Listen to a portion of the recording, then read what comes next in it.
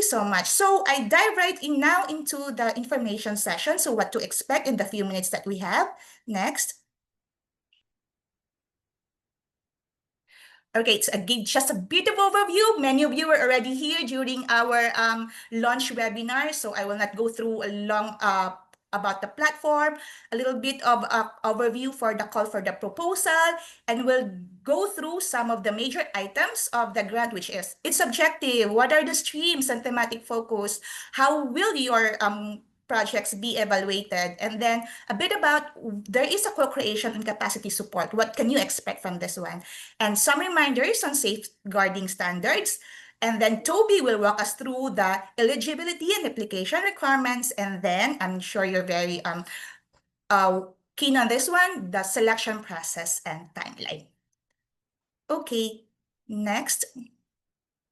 So just a bit of a look back of how the platform has been established. It was established out of a shared commitment to end GBV against women and girls and all their diversity across Southeast Asia.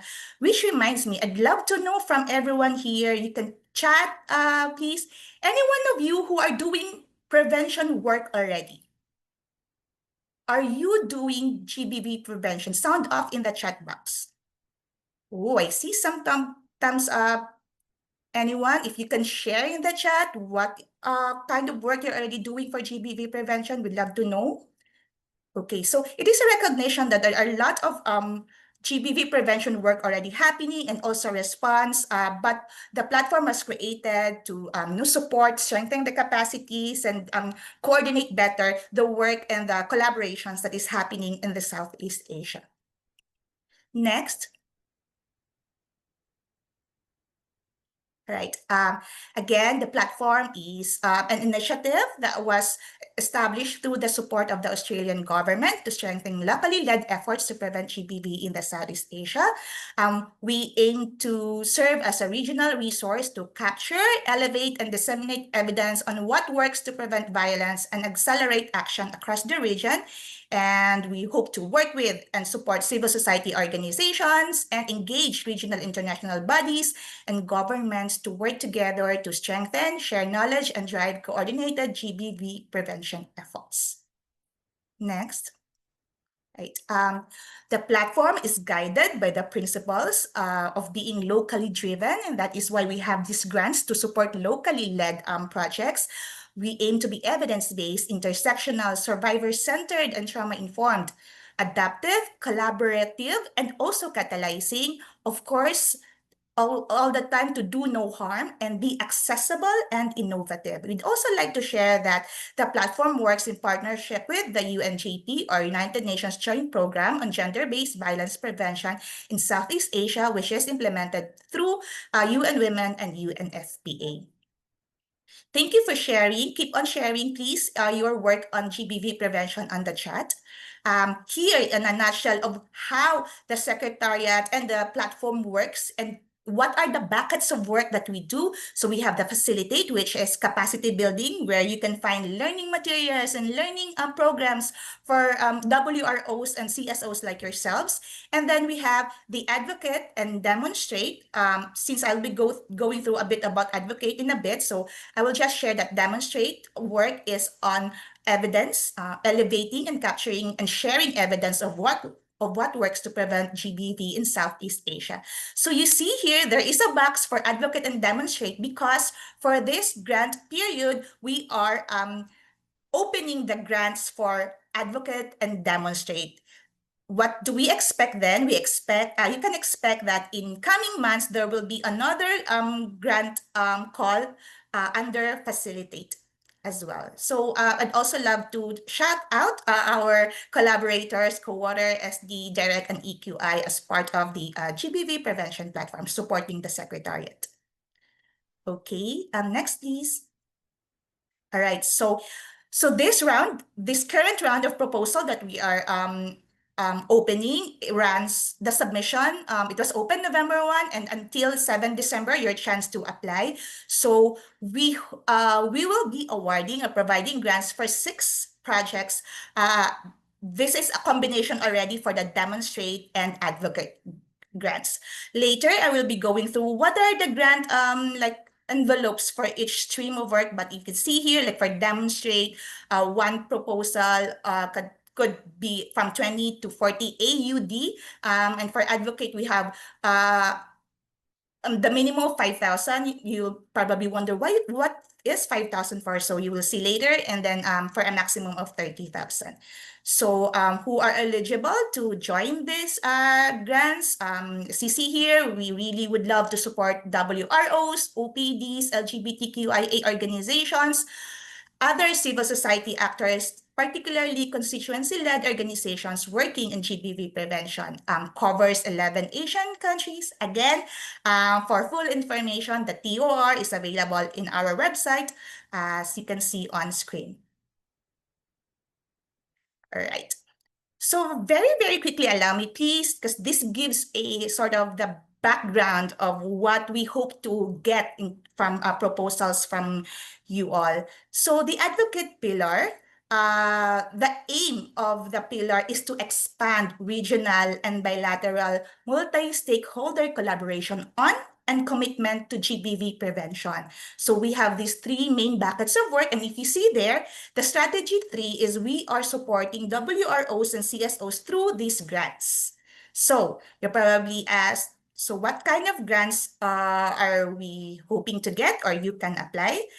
So we go now to the next slides specific to that. Okay, again, as showed earlier, the advocate grants will support the following outcome, which is expanded regional and bilateral multi-stakeholder collaboration on and commitment to GBV prevention. So what does it mean? It means we hope to see projects or initiatives that, one, really focuses on working with other actors, with other organizations, and with other stakeholders, and is pushing for commitments. It could be political commitments, it could be investments to GBV prevention, or it could be creating solidarity around GBV prevention. All right, so why are we giving these grants? Okay, so these are the three main areas of outcomes or objectives that we'd love to address. One, through these grants, we are able to strengthen your collective power and collaboration. Two, that these grants will drive evidence-informed advocacy and influence. And three, build the capacity and knowledge of practitioners to advocate for GBV prevention. Next. All right. So here now we'll go one by one. So what types of grants or projects will we support?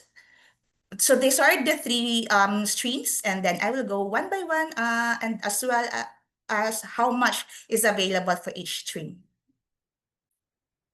Next. All right. So the first stream is on participation and representation. So on a nutshell, you're probably familiar with the word travel grants, right?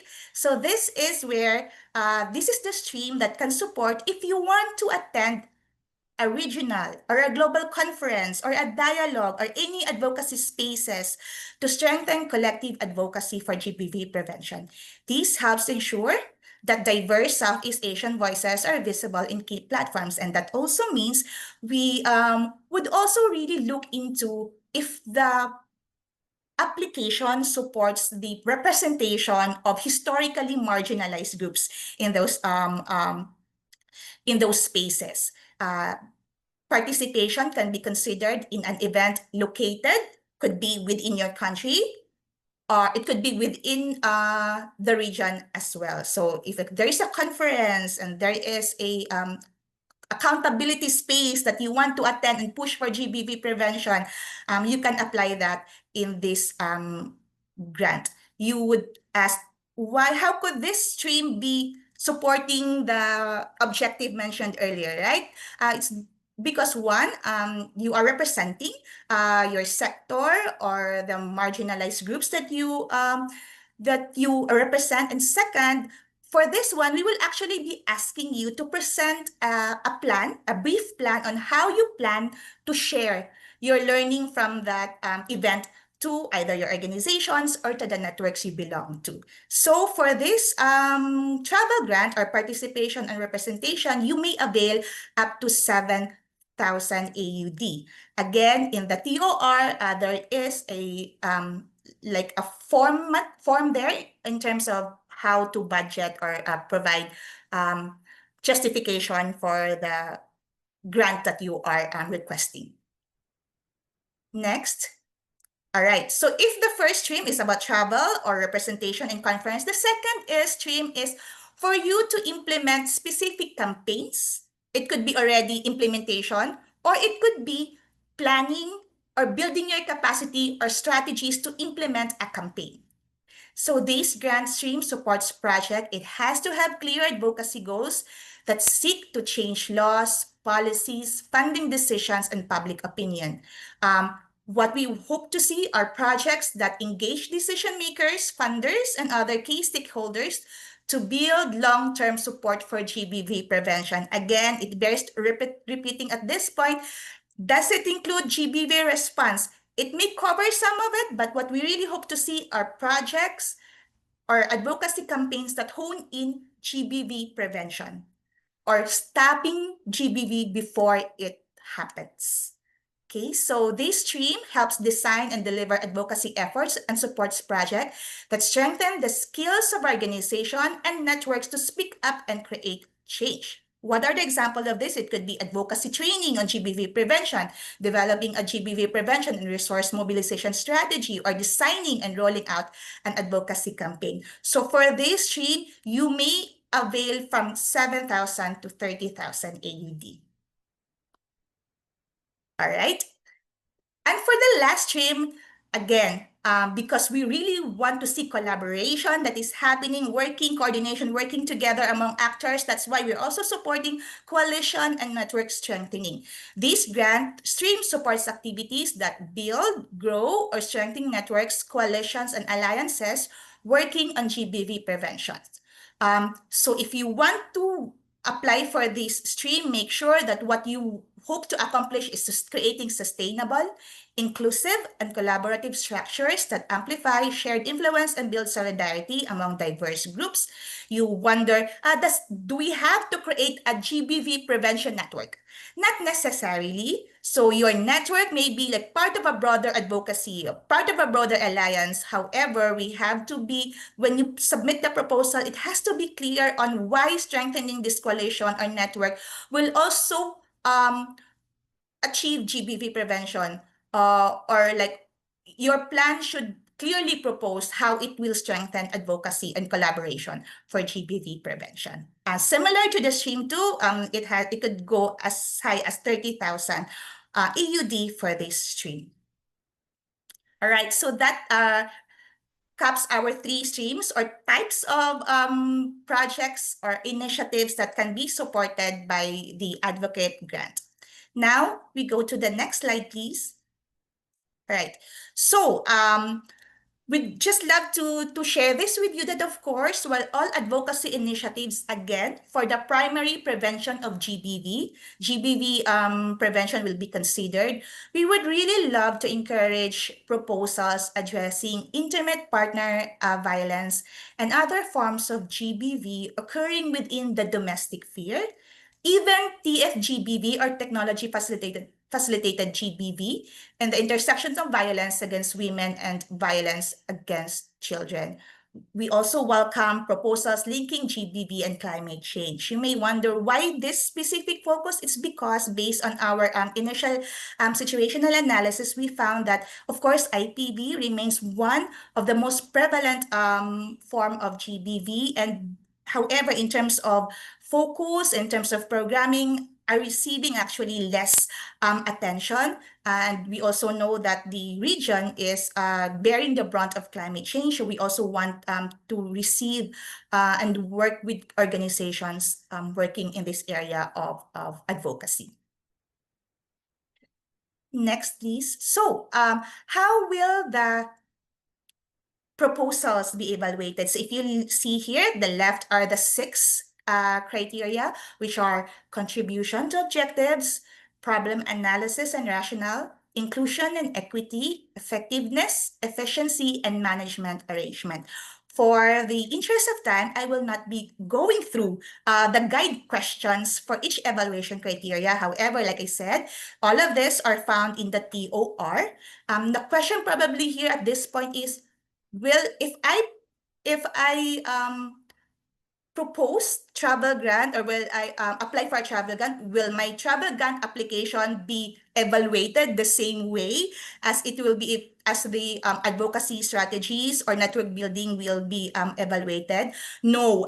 If you look at the evaluation criteria, I included here a screen cap of that part. You will see that while many of the guiding questions applies to all of the streams, we provided specific criteria for each stream of the grants. So just look and use this criteria to actually guide you in crafting your proposal as well.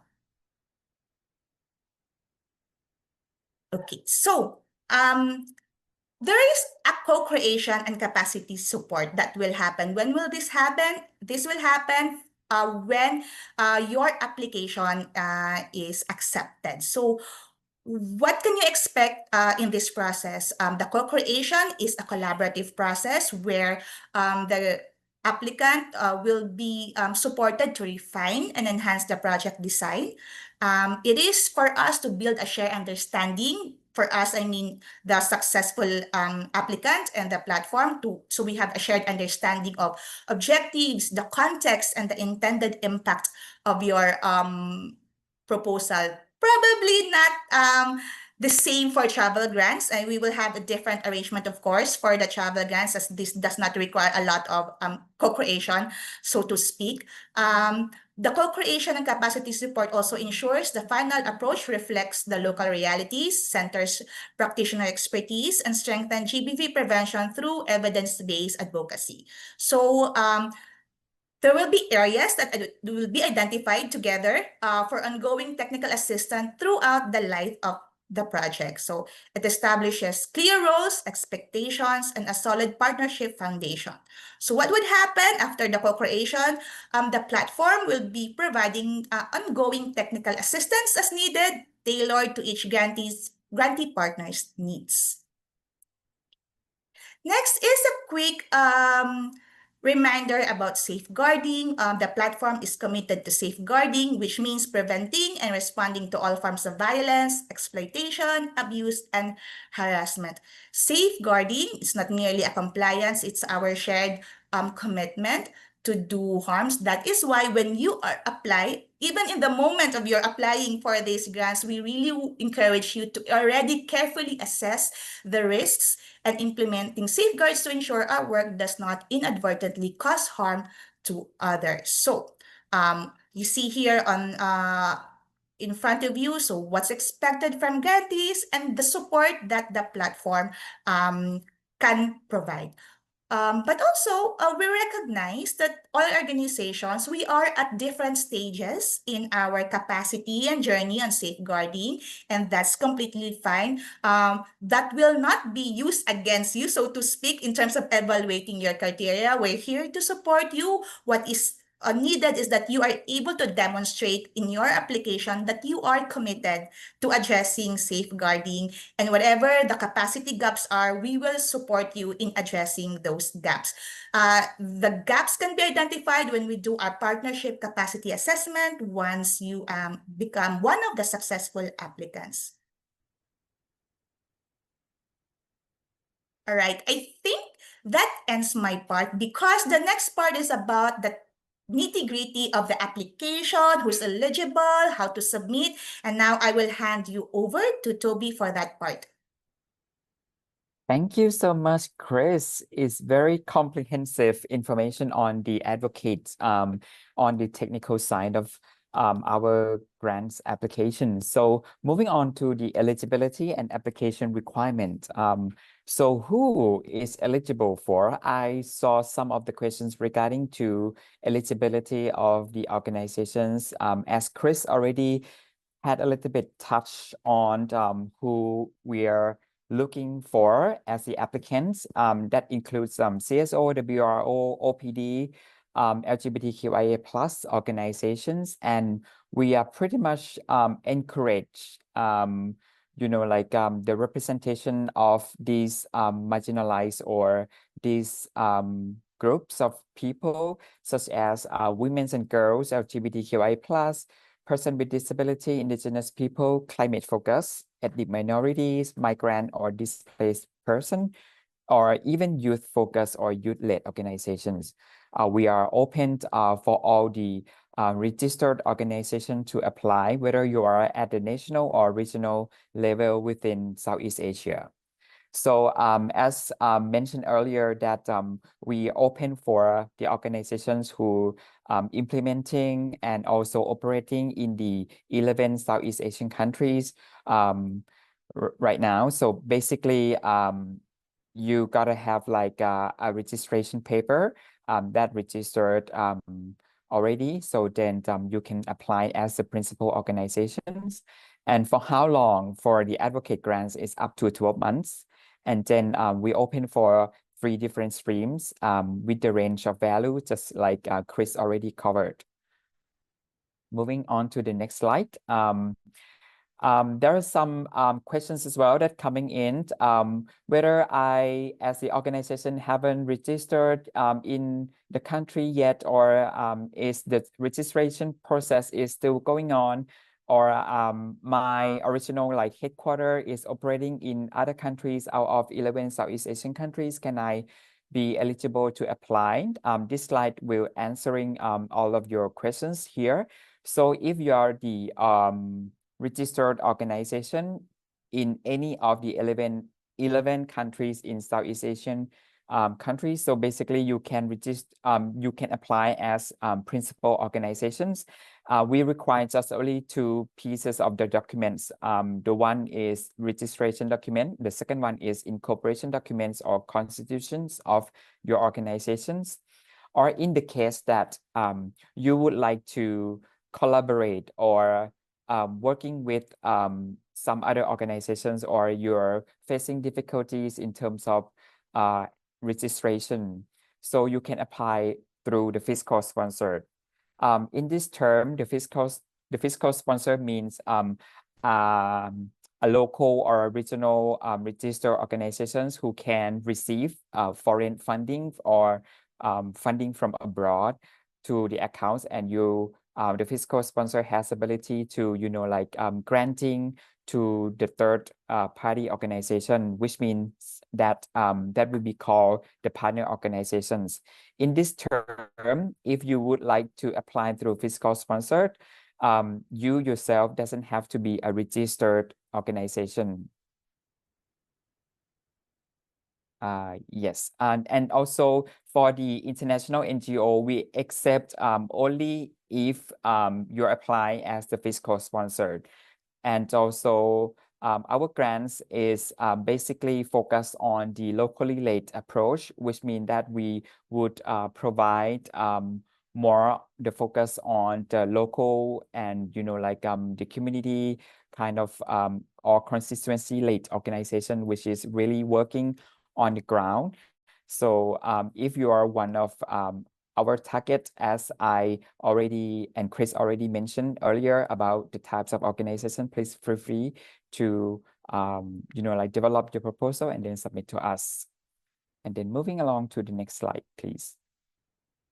And also, if you're using artificial intelligence this day, I wouldn't say that it is prohibited at this time, because it could be something like that could be the supporting tools for you to understand more about our TOR, and also creating something that is facilitating in terms of the language barrier.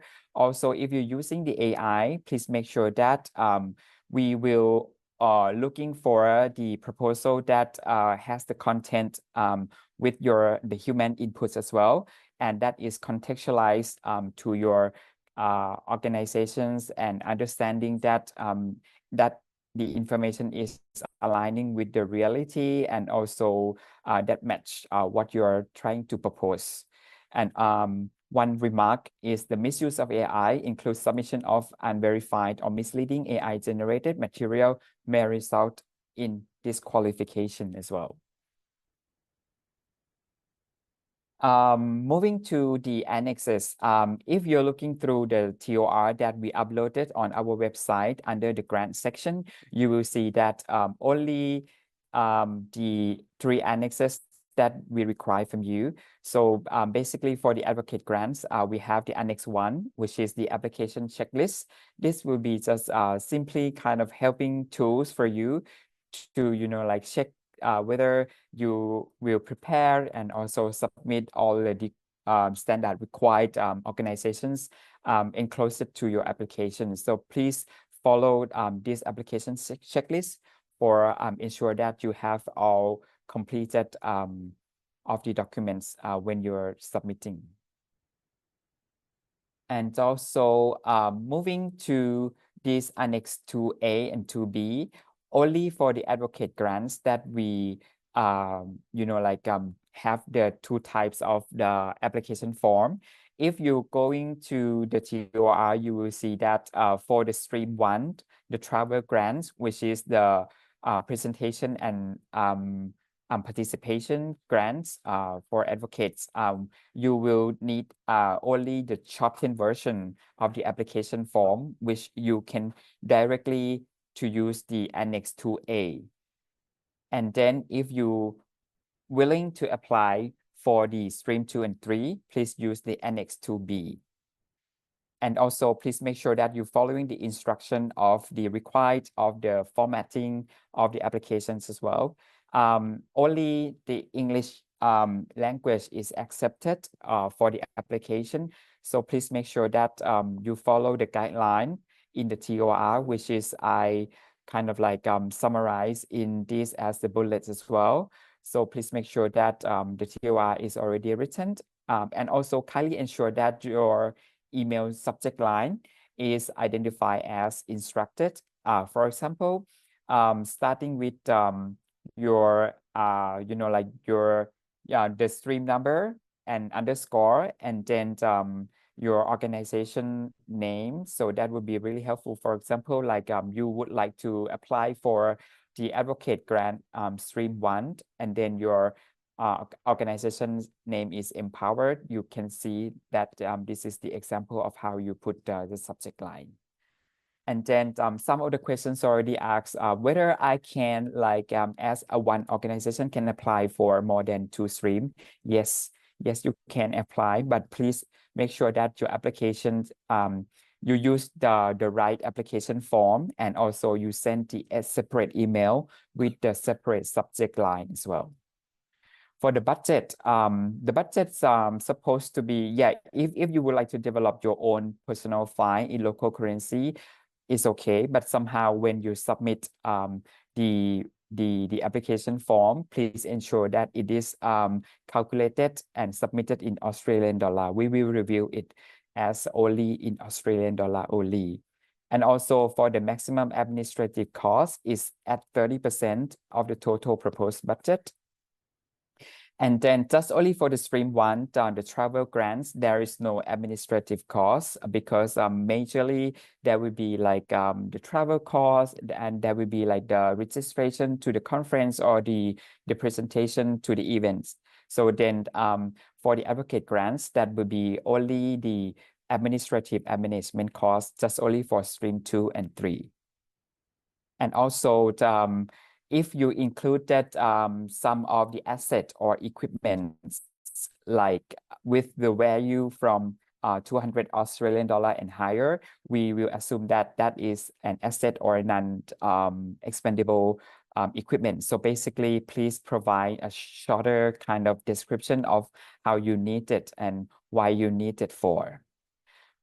For this application stage, we only require the summary budget only, and only for the shortlist or successful candidate or applicants will be required to develop the more details of the budget later on during the co-creation stage and the pre-award stage. And then moving on to the Annex 3, the declaration form. Please read this document carefully and ensure that it is signed by your organization's authorized representative. Authorized representative means someone who's in the leading role or has the legal official authority to act on behalf of your organizations. Please go to the constitution's paper of your organizations and see whether it is like the country manager or is the chair of your board will be the authorized person. And also moving on to the next slide, inquiries and application submissions, as is already like described on our TOR, that our questioning period will last until next Wednesday, which is 19th of November. So please feel free to submit some inquiries or questions that you have regarding to the advocates, or even if you have any questions regarding to the demonstrate grants, please submit to this email. So then we will try to consolidate all the answers and then post it on our website the week later. And as you see that the due date for the application submission is on the 7th December, for the Bangkok and Jakarta time, please ensure that you submit all the required document, including the application form, through the email. We only accept the application form through email only, which is, you can see that we use the same email address for both inquiries and application submissions. For the attachment, for per our Outlook email actually is per email is contained up to 25 megabytes for the attachment. So if you have like attachment that exceed this limit, please feel free to sending your attachment through separate email, but please make sure that you use the same subject line, so then we can know that your application is kind of like combined from the two emails. And also you can have another options as well, uploading your file on the secure cloud storage services, like for example, Google Drive, Dropbox, or OneDrive, and then allow us to be able to access that as well. So, and please make sure that all of the uploaded documents or information supposed to be before the deadline of the application submissions. Moving on to the next slide, please. This is going to be the last sections, the last slides from my side as well. The selection process and timeline. You can see that the open for the proposal period is from the 1st November up to the 7th December. And then within that, there is an information session, which is today. And the question submission ends next week on the Wednesday, on the 19th of November. These are during the opening of the application period. Once the application ends, we will start the evaluation right away. So we tentatively to finish our evaluations upon the criterion within around the next January of 2026. So basically, we will provide and notify the shortlisted applicants by the mid of January next year. And also for those who are not going through the final round, we will also notify you with the result as well, directly to your email that you provide. Please make sure that all of the result of the evaluation will not publicly announce on any online channel or any offline channel. We will take your application confidentially. And next on the orange square is the pre-award process, which includes due diligence and the partner capacity assessment, and following with the DFAT approval. And then that will be happening just only the successful applicants. And some of the proposal will be going through the co-creations and the the negotiation process between March and April. And then we expect that all the grants will start around before the last week of April 2026. So we still have a little bit of 4 to 5 months time to throughout this applying and also selection and also negotiation and including the agreement and approval processes before we get started in April next year. So that's pretty much for the selection process and the timeline. Thank you very much for the slide. So we will move towards the Q&A sessions. I would like to have Chris back as well. Hi, Chris, welcome back. Welcome back, Toby. We'll also be joined by Ratna at this point, who had been diligently collecting all the questions. Ratna, only give one to me and give everything to Toby. Yes, I'm ready for questions. Thank you for the clear and wonderful presentations, Toby and Chris. Now we have 14 minutes to respond to the questions from the participants. Thank you to the participants who have posted the questions. Our team have tried to respond to your questions, and hopefully they were clear enough. However, we will let Toby and Chris to respond verbally so that it might provide a clearer explanation. The first questions around the technique around a mail. The question is, I will respond to this on the mail, Chris and Toby. How strong should the MNE plan be? Are clear indicators essentials? So the mail team from the GBV prevention platform will work collaboratively with grantees to develop grant-specific indicators using a feminist mail and participatory approach. And the next question around the thematic and the program for Chris to explain further. Are there any restriction on the types of GBV activities funded in preventions, response, and advocacy? And does this include secondary prevention? For example, in refugee context where the majority of women have already experienced some form of GBV, will the grant program be more focused on preventing violence before it starts? Yeah, Chris, if you can provide answer to those questions in a more elaborative way. Thank you. So the grants are primarily for GBV primary prevention. If your activity touches on secondary prevention, of course that shouldn't stop you. But when we evaluate the proposal, we will give weight to proposals that primarily focuses on primary prevention. And when you ask, are there restrictions? I think that for this advocate grant, the streams are very, very specific already on what type of activities, because the other one is travel. The other two is implementing advocacy and implementing either strategic planning or capacity building on advocacy. And the third one is network building. I think they are very, very specific already. However, when you say what type of activity or advocacy activity, can it be online, can it be offline, can it be based on where or like any area, then that is now open to your creativity, open also to where is it needed. If you look at in the form also, we will require you to also share like where is it coming from? What is the problem that you are trying to address? Why do you need to do this? So it always will come from that as well. Thank you, Chris. And on the question around, is it possible to apply for both demonstrate and advocate grants? And is it possible to apply for 3 different streams, whether the application could be in one application?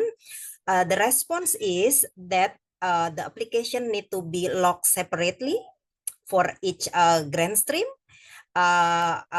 So it cannot be combined as one proposal.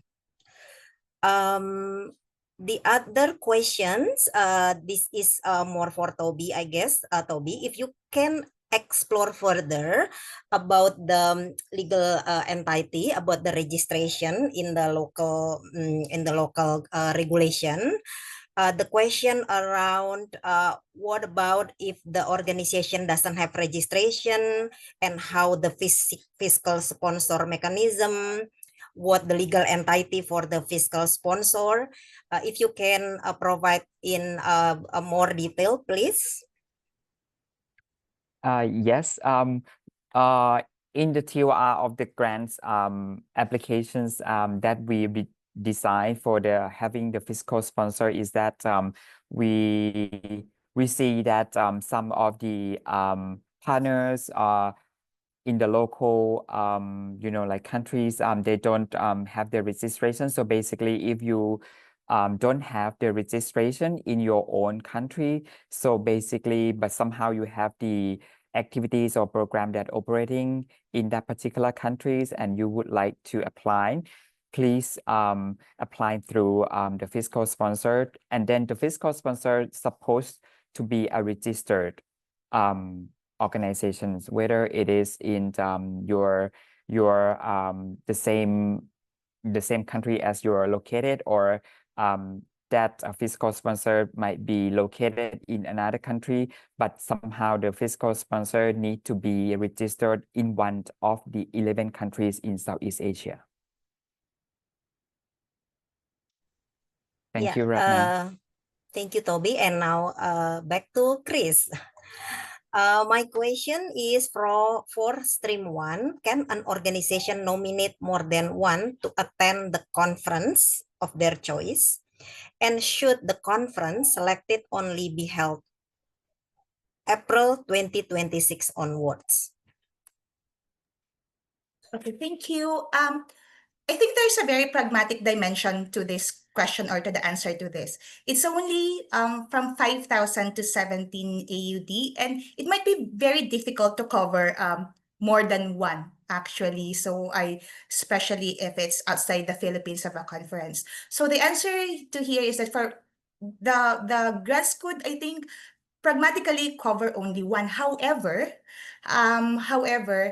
we also anticipate that some of those who would love to access the grant or need to access the grants also have some accessibility requirement. So if, for example, we don't want them to just simply attending a conference without being able to meaningfully engage in that conference. So if the person needs to have someone to assist, do interpretation probably. So those elements can be factored into the application. So you can still send though a question, and we can address if this very specific. Marielle, I see it's Marielle question. Marielle to us until the period that Toby mentioned earlier, and we'll see how we can address that need, especially if we already know where the event is happening, where it's gonna, like, how much would it take to have that participation. I give this question to Toby in terms of where it should be happen. I think Toby, am I right? And the conference should happen after the grants is awarded already. So it cannot happen pre-awarding of the grant, and until within the 12-month period of the grant. That doesn't mean you can travel within 12 months all the time, because that's only, like I said, a smaller grant. But correct, am I right, Toby? As long as it's within 12 months after the awarding of the grant? Yes, because as the period the range of the period is covered like up to 12 months, right? So basically for the travel grants, we're looking forward from the April onward, from the April up to like 12 months after that, and then to be like frankly speaking, the process of selection is also that we projected, that is because of that we will allowing like more of the time for you to prepare your proposal with a quality kind of time as well, for us to work with you as well for the travel grants, is something that could be discussed if the event is, for example, if happening very soon, like in April or in May, something like that. So basically, that's something that we will be able to discuss. And also you can send like requirements or something like questions for us, whether if I would like to attend this conference, which is happening in the early April, can I apply something like this? If you have that set of information, please submit the inquiries to the emails as well. So then we can see that how feasibility that we can accommodate that when you're submitting the application. So basically, we quite open for any opportunities that is possible as well. But the timelines that we set is just only for like for everyone to understand on the same page. And then especially there is one thing that is that need to keep in mind, that all of the qualified and successful applicants need to be approved by DFAT. So we have to spare some time for that process as well. That is the only thing that would like to let all the applicants know in advance. Thank you, Chris. Back over to Ratna and Chris. Thank you. And there is a question specific from Myanmar. Let me just read the questions, and our colleague Nandar already responded.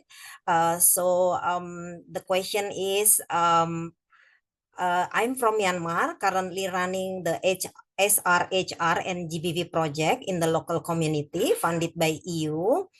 As an individual, not as an organization, we are youth lead team and include LGBT plus person. Unfortunately, we cannot register as an organization due to the current crisis.